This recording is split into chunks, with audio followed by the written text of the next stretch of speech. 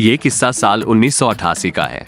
तब छत्तीसगढ़ अविभाजित मध्य प्रदेश का हिस्सा था और तत्कालीन मुख्यमंत्री अर्जुन सिंह रायपुर के दौरे पर थे। तब 320 सीटों वाली विधानसभा में 250 सीटें कांग्रेस पार्टी के पास थीं और भारतीय जनता पार्टी के पास महज 58 सीटें थीं। मुख्यमंत्री अर्जुन सिंह का काफिला जब शहर के मालवीय रोड से गुजर रहा था, उसी समय एक दुकान की सीढ़ियों पर बैठे नौजवानों में से एक ने काला कपड़ा निकाला और मुख्यमंत्री की तरफ उछाल दिया था।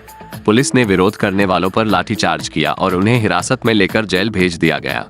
मुख्यमंत्री अर्जुन सिंह की ओर काला कपड़ा फेंकने और लाठीचार्ज में घायल होने वाले उस युवक का नाम बृजमोहन अग्रवाल था। इस घटना के 2 साल बाद 31 साल के बृजमोहन अग्रवाल को भारतीय जनता पार्टी ने रायपुर शहर से अपना उम्मीदवार बनाया और अपने पहले ही चुनाव में उन्होंने कांग्रेस के 10 सालों से विधायक स्वरूप चंद जैन को हराकर अपनी चुनावी राजनीति की शुरुआत की। इसके बाद उन्होंने कभी पलटकर नहीं देखा।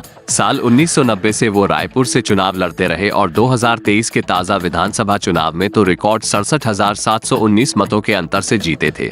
बृजमोहन अग्रवाल की व्यवहार कुशलता और राजनीति के तौर तरीकों ने पिछले 4 दशकों से उनकी छवि यारों का यार जैसी बनाकर रखी है। माना जाता है कि हर राजनीतिक दल में उनके करीबी लोग हैं।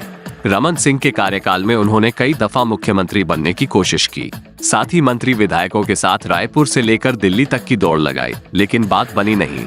उल्टा रमन सिंह के खिलाफ बगावत की बात रायपुर से लेकर दिल्ली तक फैल गई। यही कारण है कि तब के मुख्यमंत्री रमन सिंह के साथ भी उनके रिश्ते खटास भरे रहे।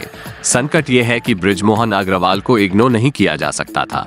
बृजमोहन अग्रवाल भी बड़ी बेबाकी से यह स्वीकार करते रहे हैं कि रमन सिंह के साथ उनके मतभेद रहे हैं, लेकिन वे ये भी कहना नहीं भूलते कि उनसे मतभेद कभी नहीं रहा। साल 2000 में छत्तीसगढ़ को अलग राज्य बने 1.5 महीने भी नहीं हुए थे। राज्य में कांग्रेस पार्टी के अजीत जोगी मुख्यमंत्री थे। दूसरी ओर भारतीय जनता पार्टी विधानसभा में अपने नेता प्रतिपक्ष के चयन की तैयारी में जुटी हुई थी। 13 दिसंबर को रायपुर के एकात्म परिसर में भारी गहमागहमी थी। बृजमोहन अग्रवाल का दावा था कि भाजपा के 36 में से अधिकांश विधायकों का समर्थन उन्हें हासिल है। उनके सैकड़ों समर्थक माला मिठाई और ढोल नगाड़ों के साथ एकात्म परिसर के बाहर जश्न मनाने के लिए उपस्थित थे।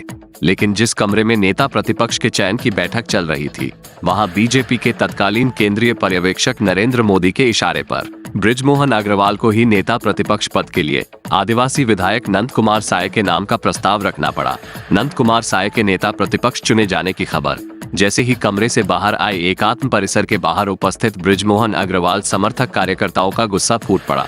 बृजमोहन अग्रवाल भी इन कार्यकर्ताओं को संभाल नहीं पाए और कार्यकर्ताओं ने पार्टी कार्यालय में तोड़फोड़ मचाना शुरू कर दिया। इस दौरान एक अन्य कमरे को बंद कर दिया गया था, जिसमें पर्यवेक्षक नरेंद्र मोदी, भाजपा नेता लखीराम अग्रवाल और नवनिर्वाचित नेता प्रतिपक्ष नंद कुमार साय मौजूद थे। नरेंद्र मोदी ने यहां भाजपा कार्यालय में हुई तोड़फोड़ की घटना को शर्मनाक बताते हुए रायपुर की इकाई एवं छत्तीसगढ़ के नेताओं को जांच कर रिपोर्ट भेजने कहा था।